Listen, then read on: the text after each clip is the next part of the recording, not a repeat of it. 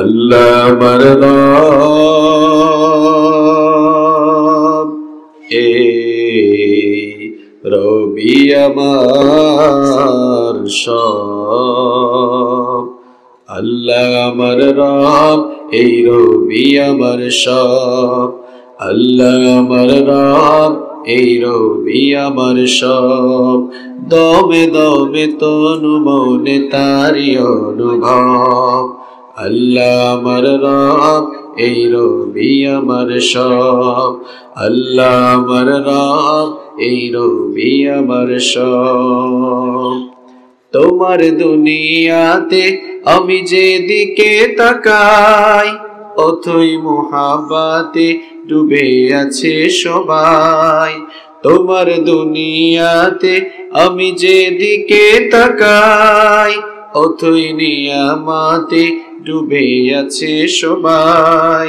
পাক পাখালির গানে শুনি তসবিহ কলরব, তসবিহ কলরব।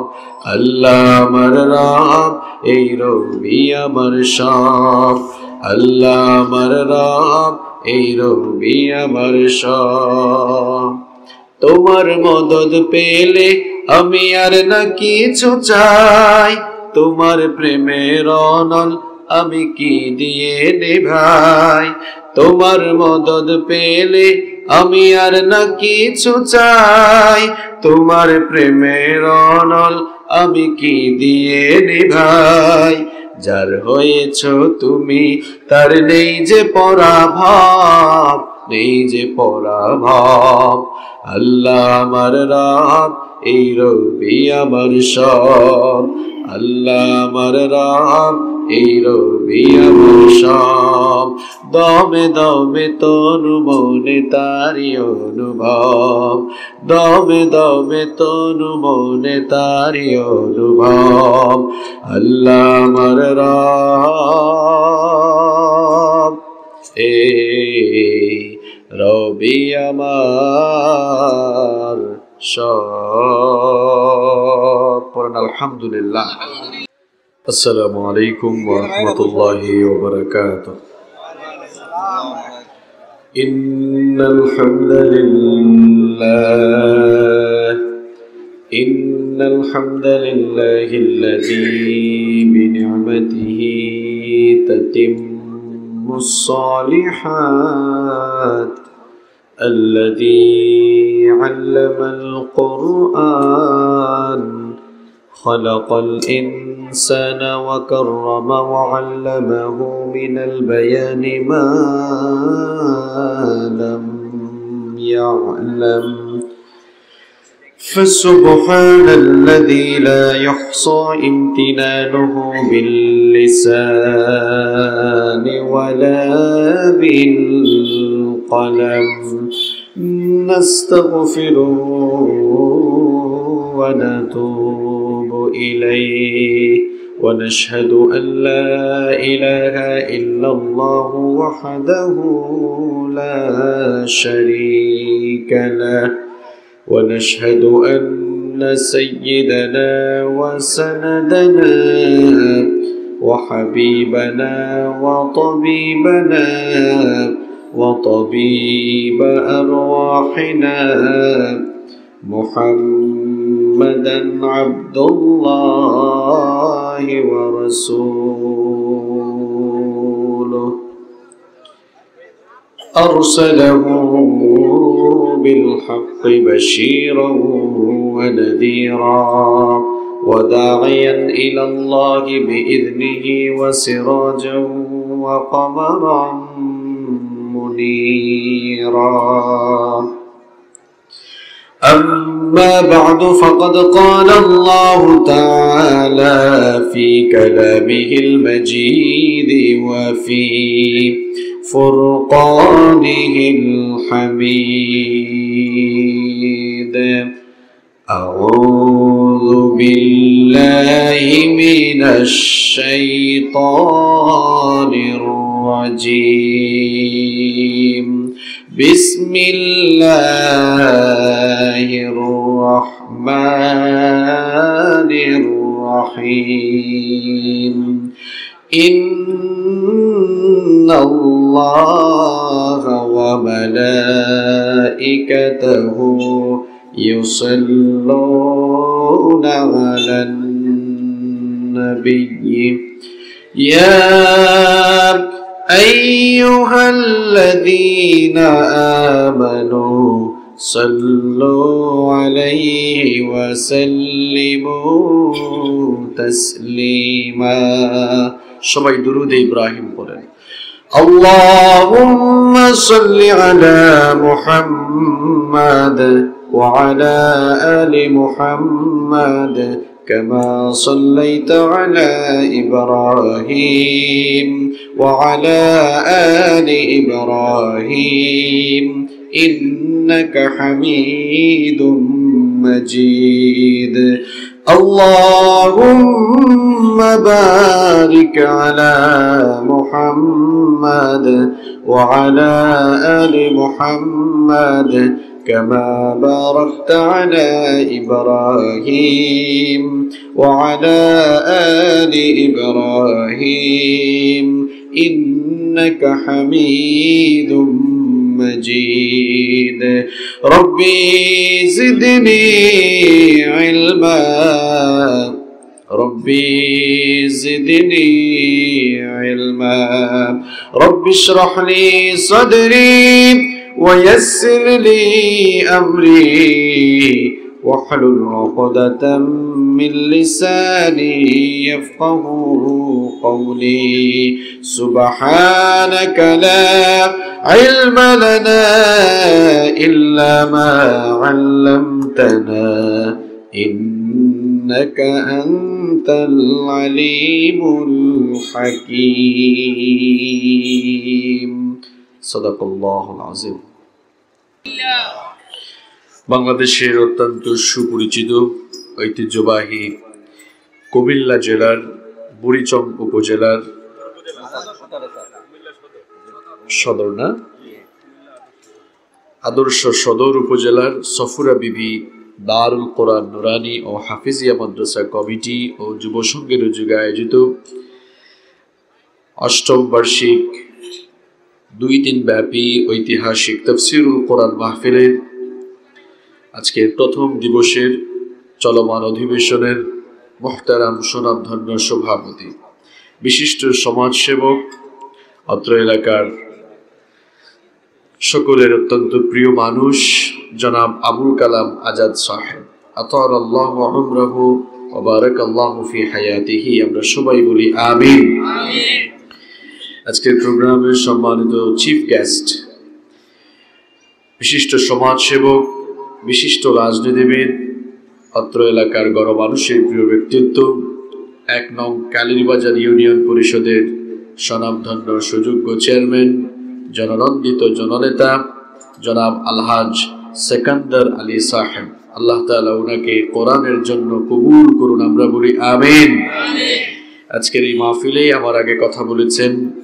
বিশিষ্ট আলেম দ্বীন মাওলানা বদরুল ইসলাম খান সাহেব আমার পরে কথা বলবেন আমাদের মুরব্বী আমাদের শ্রদ্ধাভাজন বড় ভাই বিশিষ্ট আলেম দ্বীন প্রখ্যাত মুফাসসিরে কোরআন আপনাদের সকলের অত্যন্ত প্রিয় মানুষ ভালোবাসার মানুষ মুহাদ্দিস রফিকুল্লাহ আফসারী হাফেজাহুল্লাহ ওয়া রাআহ আল্লাহ তাআলা ওনার ইজ্জত সম্মান এবং হায়াতের মধ্যে বারাকা দান করুন আমরা বলি আমিন উপস্থিত সম্মানিত উলামায়ে কেরাম আমার সামনে বসা অত্র এলাকার পার্শ্ববর্তী এবং দূরদূরান্ত থেকে আগত আল্লাহর দ্বীন প্রেমী কোরআন প্রেমী সর্বস্তরের তাওহীদি জনতা যুগে যুগে ইসলামকে প্রতিষ্ঠার জন্য যারা সবচেয়ে বেশি অগ্রণী ভূমিকা পালন করেছেন আমার সম্মানিত যুবক এবং তরুণ ভাইয়েরা স্কুল কলেজ ইউনিভার্সিটি এবং বিভিন্ন মাদ্রাসা পড়ুয়া আমার প্রাণ প্রিয় মেধাবী ছাত্র ভাইয়েরা মহিলা প্যান্ডেল থেকে এবং ঘরে বসে যারা শুনছেন শ্রদ্ধেয়া সম্মানিতা মা এবং বোনেরা প্রাণ প্রিয় কুমিল্লাবাসী আপনারা সবাই কেমন আছেন পেছনের ভাইরা কি খুব একটা ভালো নেই আপনারা সবাই কেমন আছেন আলহামদুলিল্লাহ আমাদেরকে ভালো রেখেছেন কে আল্লাহ আমাদেরকে সুস্থ রেখেছেন কে? সেই আল্লাহর জন্য বলছি আলহামদুলিল্লাহ। সম্মানিত ভাইয়েরা, আমরা তাফসীরুল কোরআন মাহফিলে এসেছি। কোরআনের প্রোগ্রামে যেহেতু আমরা এসেছি, আমাদের এই প্রোগ্রামে আমরা একটি বই থেকে অল্প কিছুক্ষণ, অল্প কয়েক মিনিট কথা শুনবো ইনশাআল্লাহ।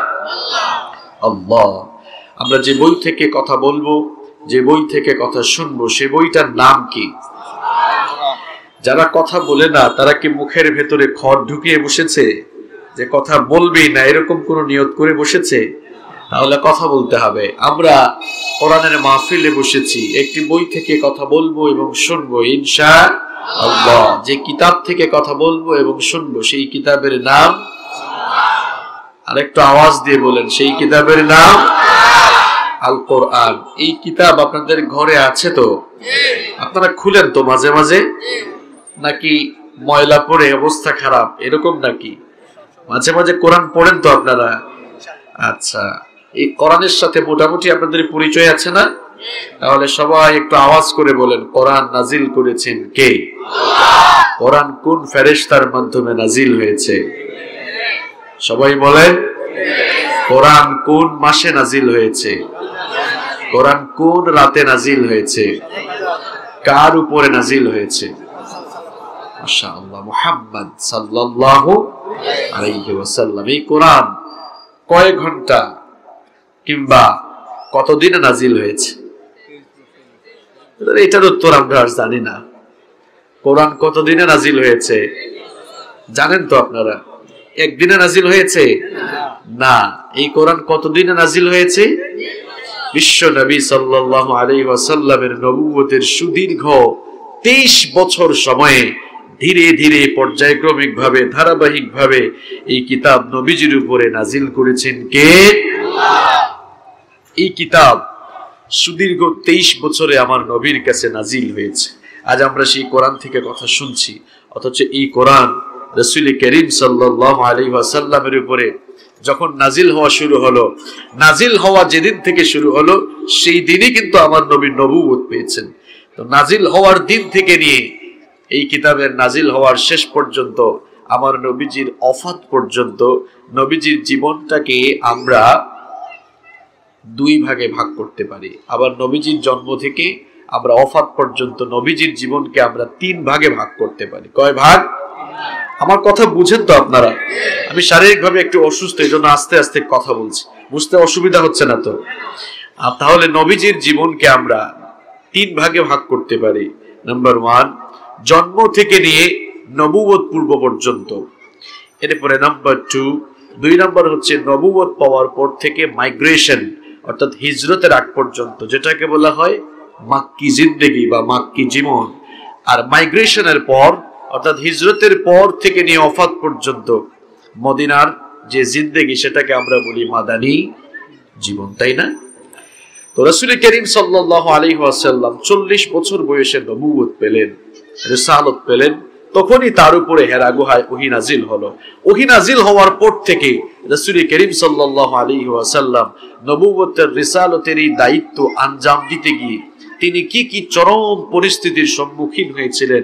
এই যে কোরআন আমার হাতে আপনারা দেখছেন, যে কোরআন আপনাদের ঘরে আছে, এই কোরআনের আয়াতগুলো যখন নাজিল হওয়া শুরু হলো, আর এই কোরআনের অমীয় বাণী পৌঁছিয়ে দেওয়া, কোরআনের অমীয় বাণী এর দাওয়াত ছড়িয়ে দেওয়া, এই কাজ যখন শুরু হলো, তখন বিশ্ব নবী সাল্লাল্লাহু আলাইহি ওয়াসাল্লাম কি কি মুসিবতের সম্মুখীন হলেন, কি কি কঠিন পরিস্থিতি ওভারকাম করেছেন, আজকে আমরা সেগুলো কোরআন, সুন্নাহ এবং নির্ভরযোগ্য সিরাতের গ্রন্থসমূহ থেকে আলোচনা করে তুলে ধরবার চেষ্টা করব ইনশাআল্লাহ।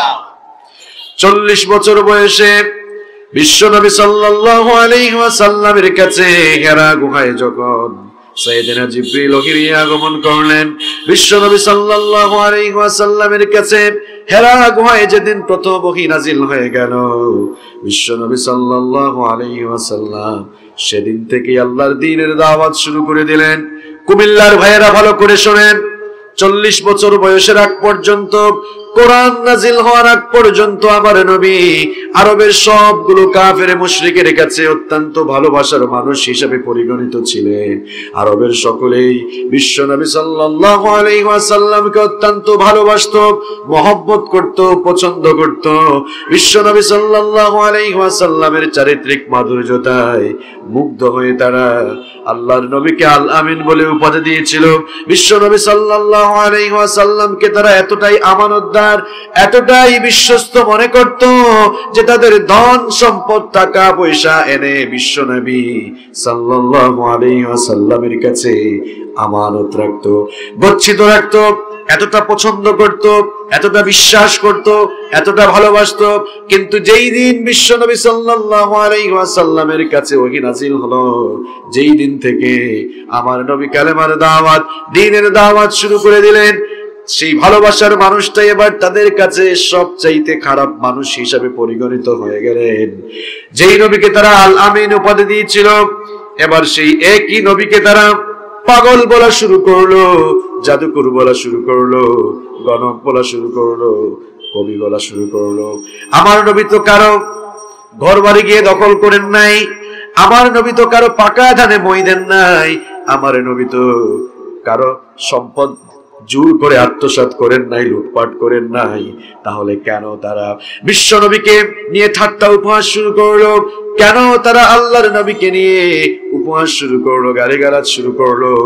এর কারণ হলো একটা, কারণটা ছিল আমার নবী তাদের প্রচলিত নীতি আদর্শের বিপরীতে আল্লাহর জমিনে আল্লাহর দ্বীনের দাওয়াত যেদিন থেকে দেওয়া শুরু করলেন, সেদিন থেকেই আমার নবী তাদের কাছে দুশমনে পরিণত হয়ে গেলেন। বিশ্ব নবী সাল্লাল্লাহু আলাইহি ওয়াসাল্লামকে তারা ভালোবেসেছিল, মহব্বত করেছিল, আল আমিন বলে ডেকেছিল। কিন্তু যেদিনই আমার নবীর কাছে ওহী নাজিল হওয়া শুরু হয়ে গেল, সেই দিন থেকে আমার নবীর ব্যাপারে তাদের দৃষ্টিভঙ্গি পরিবর্তন হয়ে গেল। আমার নবীকে নিয়ে তারা কেমন ঠাট্টা উপহাস করত, ওই কাফের মুশরিকদের মুখের ভাষাগুলো কোরআনে কারীমে রব্বুল আলামিন তুলে নিয়েছেন। কোরআনে কারীমের 15 নম্বর সূরা সূরাতুল হিজরের 6 নম্বর আয়াতে আল্লাহ তুলে দিলেন, ওয়াকালু ইয়া আইয়ুহাল্লাযী নুজ্জিলা আলাইহিল যিকরু ইন্নাকা লামাজনুন। আল্লাহ পাক বললেন, তারা বলতো যেই লোকটার উপরে জিকির তথা কোরআন নাজিল হয়, আর যেই লোকটা তোমাদেরকে কোরআনের দাওয়াত দেয়, ওই লোকটা পাগল ছাড়া আর কিছুই নয়। নাউযু বিল্লাহি মিন যালিক। এতদিন তারা যেই লোকটাকে আল আমিন বলেছিল, তিনি যখন কোরআনের দাওয়াত দেওয়া শুরু করলেন, এবার ওই লোকটাকেই তারা কি বলা শুরু করলো? পাগল বলা শুরু করলো। শুধু তাই নয়, তারা আরো কি বলতে শোনেন।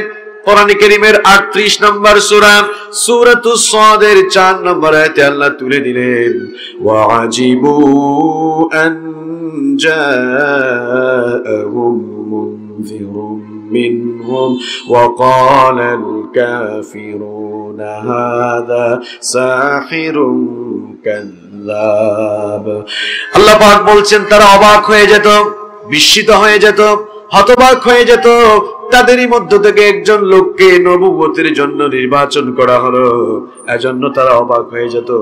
অবাক হয়ে গেলে তারা বলতো, ওয়াকালাল কাফিরুনা হাযা সাহিরুন কাযযাব।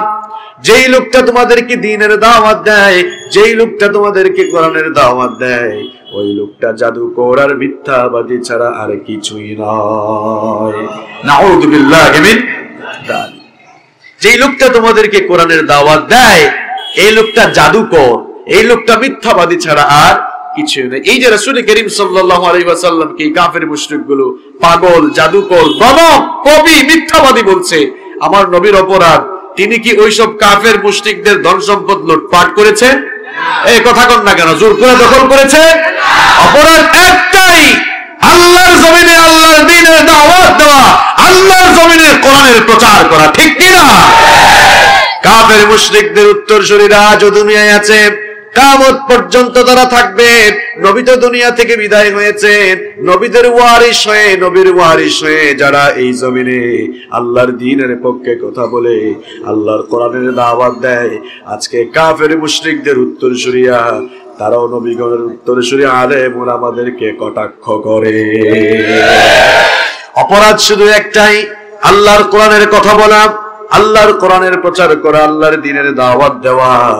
বিশ্বনবী সাল্লাল্লাহু আলাইহি ওয়াসাল্লামকে যখন এই কাফের মুশরিকরা গালাগালি আরম্ভ করলো, বিশ্বনবী সাল্লাল্লাহু আলাইহি ওয়াসাল্লামকে যখন কাফের মুশরিকগুলো ঠাট্টা উপহাস শুরু করলো, আমার নবী যেন ভেঙে না পড়েন, আমার নবী যেন ফ্রাস্ট্রেট হয়ে না যান, হতাশ হয়ে না যান, এজন্য রব্বুল আলামিন কোরআনে কারীমের কিছু আয়াত নাজিল করে আমার নবীকে সান্ত্বনা দিলেন। আমার নবীকে আল্লাহ পাক জানিয়ে দিলেন, ওয়ালি রাব্বিকা ফাসবির। আল্লাহর দ্বীনের দাওয়াত দিতে হলে, আল্লাহর দ্বীনের পথে দাওয়াত দিতে হলে বাধা মুসিবত আসলে সবর করার দরকার আছে না নাই? আল্লাহ তাআলা জানিয়ে দিলেন, ওগো আমার হাবিব, আল্লাহর দ্বীনের পথে ধৈর্য ধারণ করে সবরের নীতি অবলম্বন করে আল্লাহর দ্বীনের দাওয়াত এই জমিনে দেন। বিশ্বনবী সাল্লাল্লাহু আলাইহি ওয়াসাল্লাম সবর অবলম্বন করে, ধৈর্য ধারণের নীতি অবলম্বন করে 3 বছর গোপনে গোপনে আল্লাহর দ্বীনের দাওয়াত চতুর্দিকে ছড়িয়ে দিতে লাগলেন। 3 বছর গোপনে গোপনে দাওয়াত দেওয়ার পর রব্বুল আলামিন এবার অর্ডার করলেন, আর গোপনে গোপনে দেয়া লাগবে না, এবার আপনি প্রকাশ্যে দাওয়াত দেন। ওয়া আনদির আশিরাতাকাল আকরাবিন। গোপনে গোপনে তো বহু দিলেন, এবার প্রকাশ্যে বের হয়ে যান, এবার প্রকাশ্যে আল্লাহর দ্বীনের দাওয়াত দেওয়া শুরু করেন। আল্লাহু আকবার।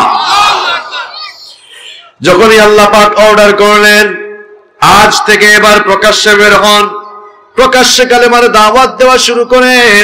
বিশ্বনবী সাল্লাল্লাহু আলাইহি ওয়াসাল্লাম এবার সাফা পাহাড়ের উপরে আরোহণ করলেন। সাফা পাহাড়ের নাম শুনেছেন তো আপনারা? আপনারা যারা হজ করতে যান, উমরা করতে যান, হজ এবং উমরায় গেলে বাইতুল্লাহর তাওয়াফ শেষ করে সাফা এবং মারওয়া পাহাড়ের মধ্যে কি করতে হয়? সাই করতে হয়, দৌড়াদৌড়ি করতে হয়। সাফা এবং মারওয়ায় যদি কেউ সাই না করে, দৌড়াদৌড়ি না করে, 7 চক্কর না দেয়, তাহলে হজ বা উমরা কবুল হবে? কবুল হবে না। যেই সাফা পাহাড়ে আপনারা যান হজের সময়, উমরার সময়, আপনার অন্তরে কোনো ফিলিংস কাজ করে না, কোনো অনুভূতি জাগ্রত হয় না, আপনার বিবেকটা ঘুমিয়ে গেছে। আপনার ঘুমন্ত বিবেক কেন জাগ্রত হয় না?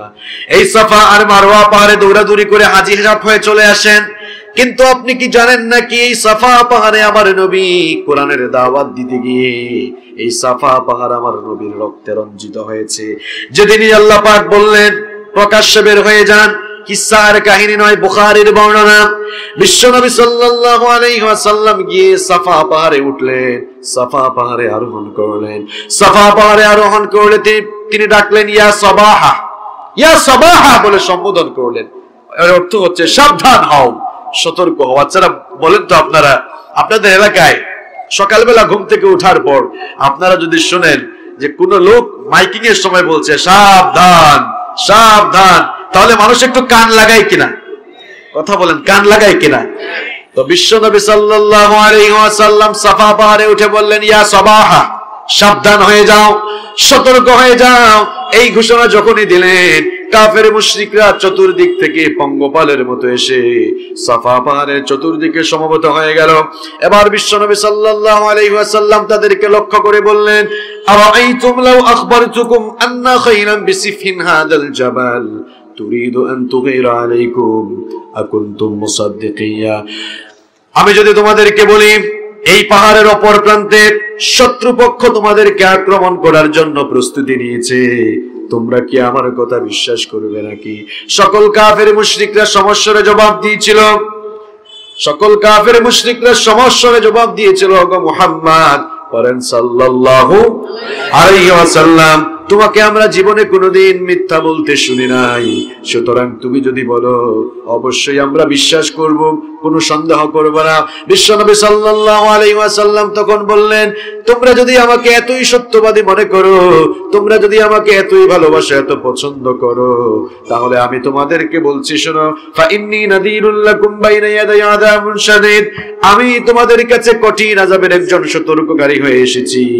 আমাকে আল্লাহ পাক নবুয়ত দিয়েছেন, আমাকে আল্লাহ তাআলা রিসালাত দিয়েছেন, আমার নবুয়তের রিসালাত মেনে কালেমা পড়ে মুসলমান হয়ে যাও। এই ঘোষণা যখন আমার নবী দিলেন, কাফের মুশরিকরা তখন তেলে বেগুনে জ্বলে উঠলো। আল্লাহর নবীর আপন চাচা আবু লাহাব, আল্লাহর নবীর আপন চাচা আবু লাহাব, সে তার রাগকে কন্ট্রোল করতে না পেরে আমার নবীকে গালি দিয়ে বলল, তাব্বাল্লাকা ইয়া মুহাম্মদ, মুহাম্মদ তুমি ধ্বংস হও, নাউযু বিল্লাহি মিন যালিক। আবু লাহাব বিশ্ব নবীর আপন চাচা, আল্লাহর নবী যখনই দাওয়াত দিলেন আবু লাহাব গালি দিল। আল্লাহর নবী তার চাচার ধন সম্পদ জোর করে দখল করলেন নাকি? এক কথা বল না কেন? এদিকে তাকান, এদিকে তাকান, এদিক ওদিক কই তাকান আপনি? আপনার ঘরে যে কোরআন, আপনি যে মুসলমান হয়েছেন, আপনারা তো ফ্রি ফ্রি মুসলমান হয়েছেন, কোনো বিনিময় দেন নাই। এই জন্য আমার নবী এবং তার সাহাবীরা ইমানের জন্য কেমন বিনিময় দিয়েছেন, আজ সেটাই আপনাদেরকে শোনাবো ইনশাআল্লাহ। বিশ্বনবী যখন সাফা পাহাড়ে কালেমার দাওয়াত দিলেন, কাফের মুশরিকগুলো বলল, মা জামাতানা ইল্লা লিহাযা, এগুলো বলার জন্য কি আমাদেরকে এখানে ডেকে নিয়ে এসেছো নাকি? আমাদেরকে সময় নষ্ট করার জন্য এখানে ডাকলে নাকি? আমার নবীর আপন চাচা আবু লাহাব ক্ষিপ্ত হয়ে গিয়ে বিশ্ব নবীকে গালি দিল। আমার নবীকে গালি দেওয়ার কারণে কার শানে আঘাত লাগলো? আল্লাহর শানে আঘাত লাগলো।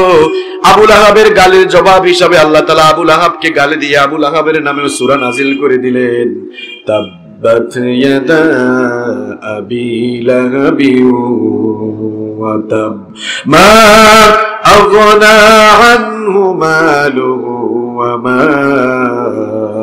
كسب سيصلى نارا ذات لهب وامرأته حمالة الحطب في جيدها حبل من مسد। আল্লাহ তাআলা আয়াত নাযিল করলেন, তাব্বাত ইয়াদা আবি লাহাব ওয়া তাব, ধ্বংস হোক আবু লাহাবের দুহাত এবং ধ্বংস হোক সে নিজেও। মা আগনা আনহু মালুহু ওয়া মা কাসাব, সে যত ধন দৌলত উপার্জন করেছে সেগুলো কোনো কাজে লাগবে না।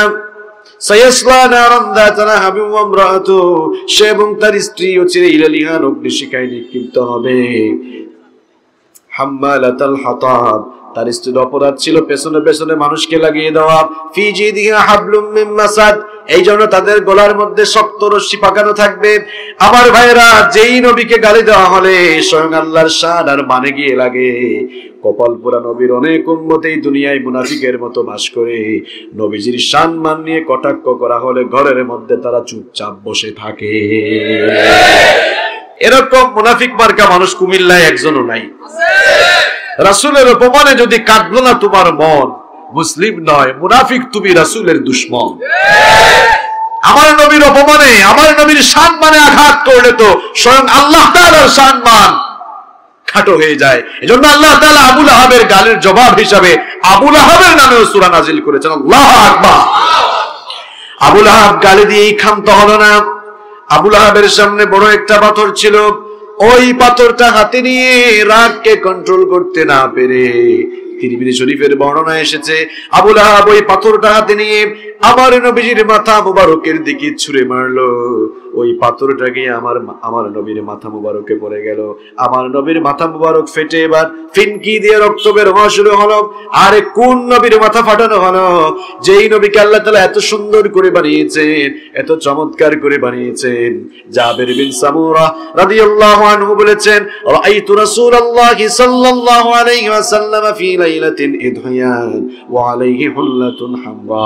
জাবের বিন সামুরা রাদিয়াল্লাহু আনহু বলেছেন, আমি একবার চাঁদনি রাতে বিশ্বনবী সাল্লাল্লাহু আলাইহি ওয়াসাল্লামের মায়াবী চেহারার দিকে তাকালাম।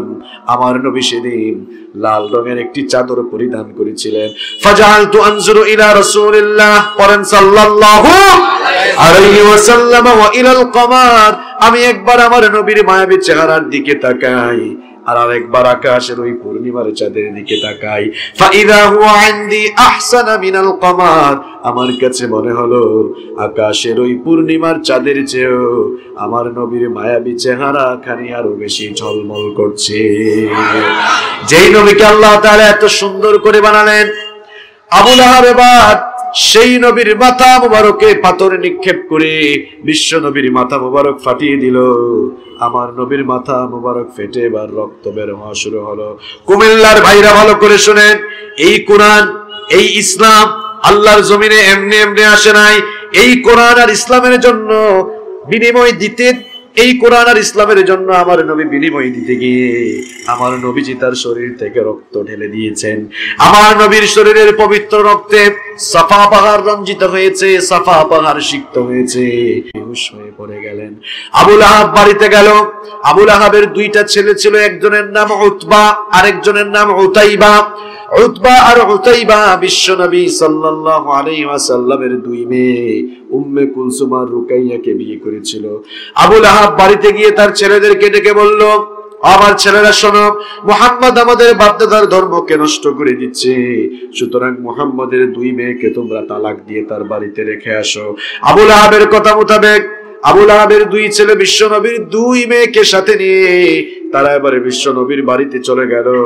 বিশ্ব নবীকে গিয়ে বলল, ওগো মুহাম্মদ, আমরা শুনেছি তুমি নাকি নতুন দিনের দাওয়াত দাও, আমাদের বাপদাদার ধর্মের বিরুদ্ধে কথা বলো, শুধুমাত্র এই অপরাধের কারণে তোমার দুটি মেয়েকে তালাক দিয়ে তোমার কাছে রেখে গেলাম। কুমিল্লার ভাইরা ভালো করে চিন্তা করেন, কত মুসিবত আমার নবীর উপরে নেমে এসেছে।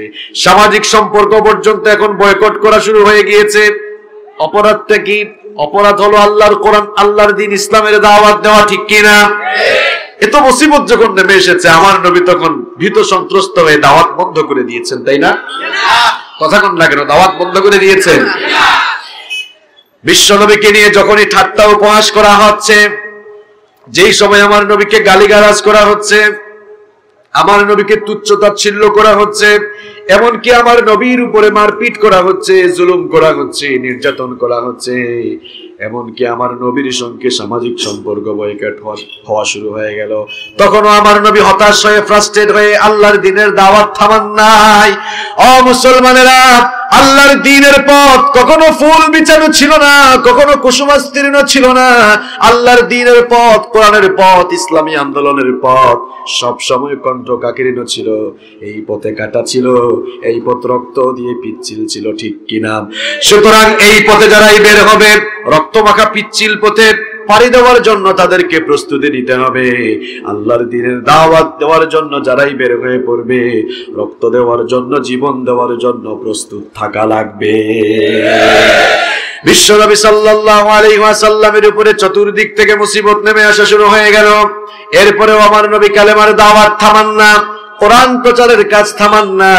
কাফের মুশরিকরা এবার লক্ষ্য করে দেখলো, এই লোকটাকে আমরা এত গালিগালাজ করি, এই লোকটাকে আমরা এত মারপিট করি, এত তুচ্ছতাচ্ছিল্য করি, সামাজিক সম্পর্ক তার সাথে বয়কট করলাম, এরপরেও তো এই লোকটাকে থামানো যায় না। এবার তারা মিটিং আহ্বান করলো। মিটিং আহ্বান করে সিদ্ধান্ত নিল, ঠিক আছে, আমরা মুহাম্মাদের কাছে কিছু অফার নিয়ে যাই, কিছু প্রস্তাব নিয়ে যাই। কিছু প্রস্তাব আর অফার যদি দেই, দেখি না আমাদের প্রস্তাব আর অফার দিয়ে থামানো যায় নাকি। এবার তারা একজন প্রতিনিধি পাঠালো।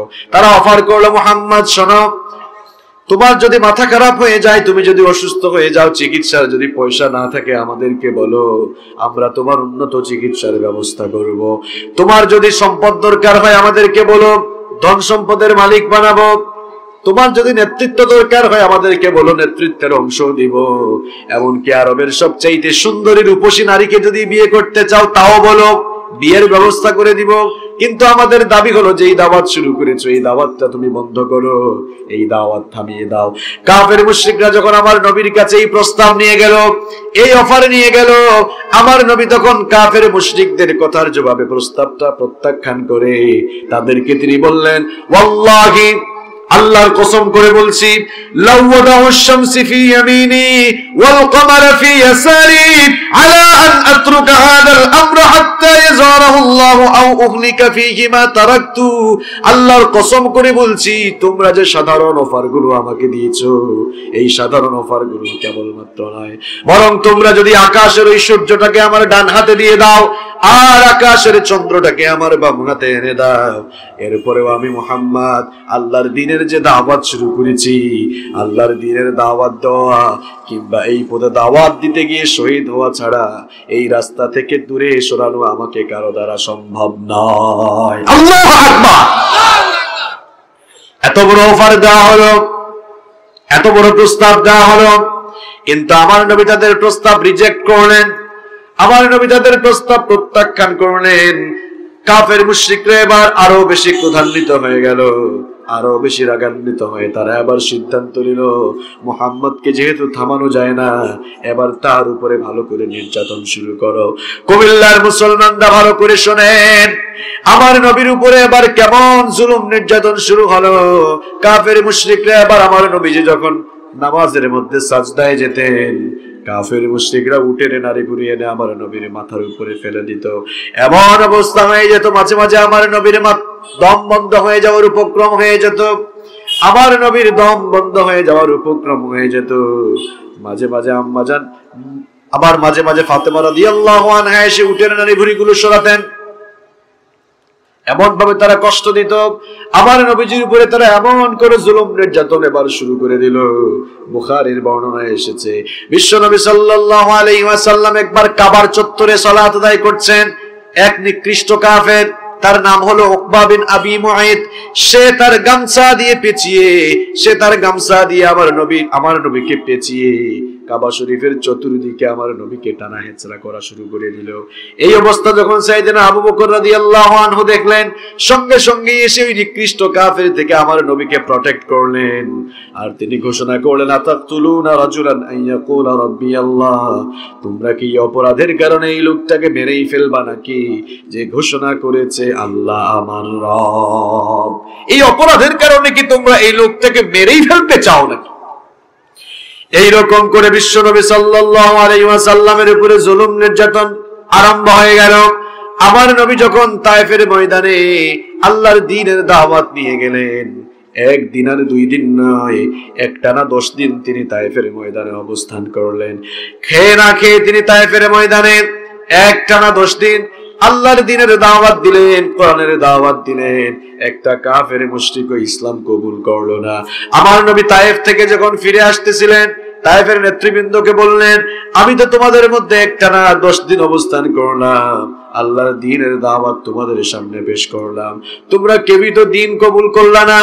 আচ্ছা ভালো কথা, দ্বীন কবুল করো নাই, কিন্তু আমি যে মক্কা থেকে তায়েফে এসেছিলাম এই খবরটা তোমরা মক্কায় দিও না।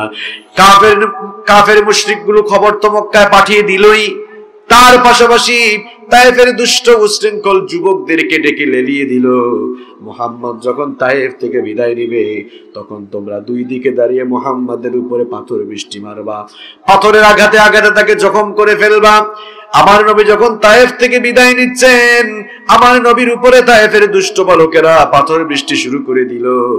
খেয়ে না খেয়ে দিন প্রচারের কাজে নিজেকে দিয়েছ বিলিয়ে, তায়েফের কাফিরেরা চিনল না এ আলো, দুষ্ট ছেলেদের পিছু দিল লেলিয়ে।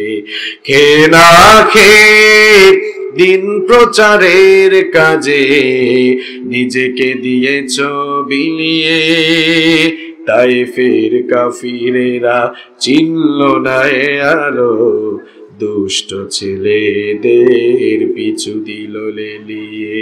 পাথরের আঘাতে ক্ষত বিক্ষত হয়ে সারা শরীর থেকে রক্ত ঝরে, হে রাসূল তোমাকে ভুলি আমি কেমন করে, হে রাসূল তোমাকে ভুলি আমি কেমন করে, হে রাসূল তোমাকে ভুলি আমি কেমন করে। আমার ভাইরা, আমার নবী যখন তায়েফ থেকে বিদায় নিচ্ছেন, এবার সেই উশৃঙ্খল দুষ্ট যুবকগুলো তায়েফের 2 দিকে দাঁড়িয়ে আমার নবীর উপরে পাথর বৃষ্টি মারা শুরু করলো। আমার নবীর পবিত্র শরীর এবার ফেটে ফেটে জখম হয়ে হয়ে রক্ত বের হওয়া শুরু হলো। আমার নবী বেহুশ হয়ে মাটিতে পড়ে গেলেন। ওই নিকৃষ্ট কাফের মুশরিকগুলো আবার আমার নবীকে উঠালো, আবার পাথর মারা শুরু করলো। এভাবে পাথর মেরে মেরে জখম করে আমার নবীকে তারা রক্তাক্ত করেছে। কুমিল্লার ভাইরা ভালো করে শোনেন, আল্লাহর দ্বীন ইসলাম এই জমিনে এমনি এমনি আসে নাই। আল্লাহর দ্বীন ইসলাম আর এই কোরআনের প্রচার প্রসারের জন্য আমার নবী এভাবেই তিনি ঈমানের জন্য আল্লাহর দ্বীন প্রচারের জন্য বিনিময় দিয়েছেন। শুধু আমার নবীজি নয়, নবীজির কম্পানিয়ন্স যারা ছিলেন, সাথী যারা ছিলেন, যাদেরকে আমরা বলি সাহাবী, এই সাহাবীরাও আল্লাহর দ্বীনের জন্য ত্যাগ আর কুরবানির নজরানা কিরকম পেশ করেছেন শুনে। সাইয়েদনা বেলাল রাদিয়াল্লাহু আনহু যখন ইসলাম কবুল করলেন, তিনি উমাইয়া বিন খালফের গোলাম ছিলেন। ইসলাম কবুল করার কারণে তার খাওয়া দাওয়া বন্ধ করে দেওয়া হলো। খাওয়া দাওয়া বন্ধ করে দিয়েও যখন তাকে দিয়ে ইসলাম ছাড়ানো যায় না, এবার তারা সাইয়েদনা বেলাল রাদিয়াল্লাহু আনহুর উপরে এমন অবর্ণনীয় জুলুম নির্যাতন শুরু করে দিল। মক্কার উশৃঙ্খল বালকদেরকে এনে উটের রশি দিয়ে বেঁধে সাইয়েদনা বেলাল রাদিয়াল্লাহু আনহুকে উটের রশি দিয়ে বেঁধে মক্কার চতুর্দিকে তারা টানা হেচড়া করত। যতই টানা হেচড়া করত, যতই বেলালকে মারত, বেলালের ঈমানি চেতনা, ঈমানি তেজ বাড়তো না কমতো? বাড়তো না কমতো? আচ্ছা বলেন তো, কোন জায়গায় যদি আগুন লাগে আর কেউ যদি সেই আগুনের মধ্যে গিয়ে লাঠি দিয়ে বাড়ি মারে, আগুনের তেজ বাড়বে না কমবে? কথা কন না কেন, বাড়বে না কমবে? দিন বিরোধীরা মনে করে যে আল্লাহর দিনপন্থী মানুষদেরকে রিমান্ড দিলে, মারপিট শুরু করলেই মনে হয় এদেরকে থামানো যাবে। এরা জানে না আগুনের উপরে বাড়ি মারলে আগুনের তেজ যেমন বাড়ে, তেমনি আল্লাহর দিনপন্থী মুজাহিদদের উপরে জুলুম নির্যাতনের স্টিম রুলার চালালে তাদেরও ঈমানি চেতনা, ঈমানি জজবা আরো বেশি বেড়ে যায়। সাইয়েদনা বেলাল রাদিয়াল্লাহু আনহুর উপরে যখন অবর্ণনীয় জুলুম নির্যাতন চালানো হলো, তার ঈমানি তেজ আরো বেশি বাড়া শুরু হয়ে গেল। এবার তারা চিন্তা করলো বেলালকে এভাবে মারপিট করলে কাজ হবে না। তারা এবার সিদ্ধান্ত নিল, দড়ি দিয়ে রশি দিয়ে ভালো করে হাত পা টাইট করে বাঁধো। এই ভাই এদিকে তাকাও, যুবক তরুণ ভাইরা, তোমরা কি করেছো ইসলামের জন্য, আল্লাহর দ্বীনের জন্য? দেখো আল্লাহর নবীর সাহাবীরা ত্যাগ আর কুরবানির নজরানা কেমনে পেশ করেছেন। আমরা তো গরু ঘাওড়া মুসলমান, পৈতৃক সূত্রে পরিচয় দেওয়া মুসলমান, কোনো বিনিময় আমরা দেই না ঈমানের জন্য। আমার নবী এবং তার সাহাবীরা আল্লাহর দ্বীনের জন্য কি বিনিময় দিয়েছেন ভালো করে শুনেন। এবার তারা বেলালকে রশি দিয়ে বেঁধে মরুভূমির অগ্নিতপ্ত বালির উপরে চিৎ করে শুইয়ে দিয়ে বুকের উপরে পাথর চেপে দিয়ে তারা রাখলো। এরপরে বেলালের উপরে চাবুক মারা শুরু করলো। বেলালকে মারে আর বলে এখনো সময় আছে, মুহাম্মাদের দিন ছেড়ে দে। বেলালকে যতই আঘাত করে, আঘাতে আঘাতে যতই জর্জরিত করতে চায়, বেলালের মুখ থেকে কালেমার ঘোষণা তত বেশি আসে। বেলাল তত বেশি বলে আহাদুন আহাদ, আহাদুন আহাদ। এইরকম করে সাইয়েদনা বেলাল রাদিয়াল্লাহু আনহুকে জুলুম করা হয়েছে। আরে ওই দিকে তো ইয়াসিরের পরিবার বড় মজলুম পরিবার। ইয়াসিরের স্ত্রীর নাম ছিল সুমাইয়া রাদিয়াল্লাহু আনহা, তাদের ছেলে ছিলেন ইয়াসির। এই তিনজনকে আবু জাহাল ধরে, জমিনে গর্ত খনন করে সেই গর্তের ভেতরে দাবিয়ে দিয়ে এরপরে তাদেরকে চাবুক পিটা করত। ইয়াসির বুড়ো মানুষ ছিলেন, জুলুম নির্যাতন সইতে না পেরে তিনি দুনিয়া থেকে চলে গেলেন। সুমাইয়া রাদিয়াল্লাহু আনহা, যিনি ইসলামের প্রথম শহীদ ছিলেন, সুমাইয়া রাদিয়াল্লাহু আনহার উপরে আবু জাহাল এমন টর্চার শুরু করলো, এমন অবর্ণনীয় নির্যাতন শুরু করলো, প্রচন্ড ভাবে মারপিট শুরু করলো। এরপরে আল্লাহর বান্দি সুমাইয়াকে দিয়ে দিন ছাড়াতে পারে না। আবু জাহাল এসে বলল, সুমাইয়া এখনো সময় আছে, মুহাম্মাদের দিন ছেড়ে দে, লাত মানাত উজ্জাকে তোর রব হিসাবে গ্রহণ করে নে। সুমাইয়া রাদিয়াল্লাহু আনহা তখন বললেন, আবু জাহাল ভালো করে শুনে রাখ, আল্লাহর বান্দে সুমাইয়া জীবন দিয়ে দিবে, তারপরেও তার ঈমান সে দিবে না। আল্লাহু আকবার। আবু জাহাল ক্ষিপ্ত হয়ে গেল, একটা বর্শা হাতে নিয়ে আল্লাহর বান্দি সুমাইয়া রাদিয়াল্লাহু আনহার লজ্জাস্থানে আঘাত করে তাকে শহীদ করে দিল। ওইদিকে আবার খাব্বাবের উপরে কেমন নির্যাতন করা হয়েছে শুনেন। সাইয়েদনা ওমর ইবনুল খাত্তাব রাদিয়াল্লাহু আনহু খাব্বাবকে একদিন খালি গায়ে দেখে বললেন, কি ব্যাপার ভাই খাব্বাব, তোমার পিঠের মধ্যে এত বড় বড় গর্ত কেন? তোমার কোমরটা এত চিকন কেন? এত চিকন কোমরওয়ালা মানুষ তো আমি জীবনে দেখি নাই। মানুষের পিঠে এত বড় বড় গর্ত থাকে, এটা তো আমি জীবনে কোনোদিন দেখি নাই। খাব্বাব রাদিয়াল্লাহু আনহু তখন বললেন, ওগো আমার ভাই ওমর, আপনি কি ভুলে গেলেন নাকি সেই দিনগুলোর কথা? আমি যখন ইসলাম কবুল করেছিলাম আমার খাওয়া দাওয়া বন্ধ করে দিয়ে আমাকে ইসলাম ছড়ানোর জন্য তারা চেষ্টা করেছিল। খাওয়া দাওয়া বন্ধ করে দিয়েও যখন আমাকে দিয়ে দিন ছাড়াতে পারে নাই, ইসলাম ছাড়াতে পারে নাই, তখন তারা আমার উপরে এমন অকথ্য আর অবর্ণনীয় নির্যাতন শুরু করলো। জ্বলন্ত কয়লার উপরে আমাকে চিৎ করে শুইয়ে দিত, জ্বলন্ত কয়লার উপরে আমাকে চিৎ করে শুইয়ে দিয়ে বুকের উপরে পাথর চাপা দিয়ে রাখতো। কয়লাগুলো জ্বলে জ্বলে, কয়লা জ্বলে পুড়ে কয়লাগুলো জ্বলে জ্বলে আমার মাংসের ভিতরে ঢুকতো। শরীরের রক্ত আর চর্বিগুলো গলে গলে আগুন নিভে যেত। কুমিল্লার ভাইরা, কি আর কঠিন পরীক্ষা আমরা দিয়েছি আল্লাহর দ্বীনের জন্য।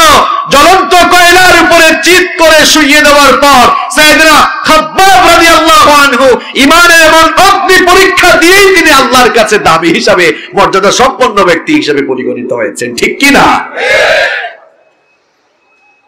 গোটা মক্কায় যখন এভাবে মুসলমানদের উপরে নির্যাতন চলে, গোটা মক্কায় যখন মুসলমানরা মার খায়, গোটা মক্কায় যখন মুসলমানদের উপরে অবর্ণনীয় নির্যাতন চলে, ঠিক তখনই খাব্বাব রাদিয়াল্লাহু আনহু দৌড়ে দৌড়ে বিশ্বনবীর কাছে গেলেন।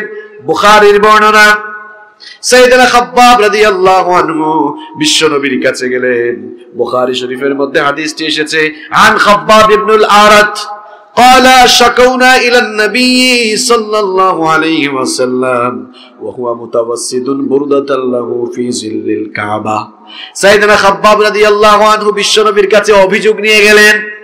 আল্লাহর নবী তখন কাবার ছায়ায় আরাম ফরমাচ্ছিলেন। খাব্বাবকে দেখে আমার নবী শোয়া থেকে উঠলেন। খাব্বাব রাদিয়াল্লাহু আনহু তখন বললেন, ফাকুলনা আলা তাস্তানশিরু লানা আলা তাদউ লানা ইয়া রাসূলুল্লাহ, ওগো আল্লাহর রাসূল পড়েন সাল্লাল্লাহু আলাইহি ওয়াসাল্লাম, আপনি কি আমাদের জন্য আল্লাহর কাছে মদদ প্রার্থনা করবেন না? আপনি কি আমাদের জন্য আল্লাহর কাছে সাহায্য চাইবেন না? মার খেতে খেতে আমরা একেবারে নিঃশেষ হয়ে গেলাম। আপনি কি দেখেন না চতুর্দিকে যে মুসলমানরা মার খায়? আপনি কি দেখেন না চতুর্দিকে আপনার সাহাবীরা জুলুম নির্যাতনের শিকার? আপনি কি এটা দেখেন না? আপনি কি আমাদের জন্য আল্লাহর কাছে একবার হাত তুলবেন না? এই কথা শুনে বিশ্বনবী সাল্লাল্লাহু আলাইহি ওয়াসাল্লাম খাব্বাবকে বললেন, ওগো খাব্বাব শোনো, কানার রাজুলু ফি মান ক্বাবলাকুম, তোমাদের পূর্ববর্তী ঈমানদারদের ইতিহাস একটু জানো, ভালো করে শোনো। তোমাদের পূর্ববর্তী ঈমানদার কোন লোক যখন তোমাদের পূর্ববর্তী ঈমানদার লোকদের উপরে ঈমান বিরোধীরা, দ্বীন বিরোধীরা কেমন নির্যাতন চালাতো শোনো। যারা ইসলাম কবুল করত, দ্বীন বিরোধী লোকেরা ফায়ুখাদুর রাজুলু, এদেরকে ধরতো, মামলা দিত, ধরতো, ধরার পরে কেমন রিমান্ড দিত শোনো, কেমন নির্যাতন চালাতো শোনো। ফায়ুহফারু লাহু ফিল আরদ, তাদের জন্য জমিনে গর্ত খনন করত। ফায়ুজালু ফিহা, তারপরে সেই গর্তের ভেতরে তাদেরকে ঢুকায় দেওয়া হতো, কখনো কখনো কোমর পর্যন্ত দাবিয়ে দেওয়া হতো। এরপরে সুম্মা ইউতা বিল মানশার, এরপরে করাত আনা হতো। ফায়ুদাউ আলা রাসিহি, তারপরে তাদের মাথার উপরে করাত রেখে বলা হতো, ঈমান ছাড়ো, নইলে জীবনের মায়া ছাড়ো।